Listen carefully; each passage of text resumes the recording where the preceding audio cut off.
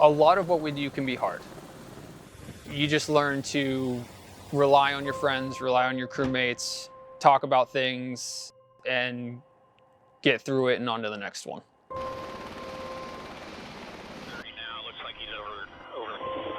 My name is Anthony Anglikowski. I'm a hospital corpsman, second class, United States Navy. I am a search and rescue corpsman. To me, being a corpsman means taking care of the people around you. Not only are you responsible for the well-being of patients who you may or may not know, any emergency that happens, but the well-being of also your shipmates, the people you work with. People are looking for you to help. People are relieved to see you. You get to make a substantial and objective impact on somebody's life. Everything here is absolutely critical to being a team. There are no one-man rescue operations. If you don't have two pilots, if you don't have a crew chief, if you don't have a rescue technician and a flight medic, none of these are happening. We exist with each other and for each other here. There's a whole hierarchy of how things get to us and how we end up getting activated.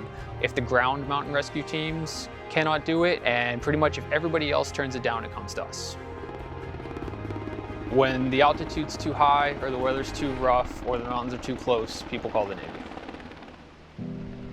So May 23rd, 2021, it was a Sunday. It was the third day of our duty rotation. We were launched for two hikers who had fallen about 1,000 feet down a slope. Rumor had it that at least one, if not both, had ended up in a crevasse somewhere down the slope. This one sounded very critical. The initial impression for somebody falling into a crevasse is that chances are not good that this ends well. But that doesn't mean we don't go and give it our all and take our shot at doing what we can. We did some research on the area. The weather was not promising, but we figured we'd go out there and give it a shot and see what we could do. The ground that we touched down on was about a 45-degree slope of snow and ice.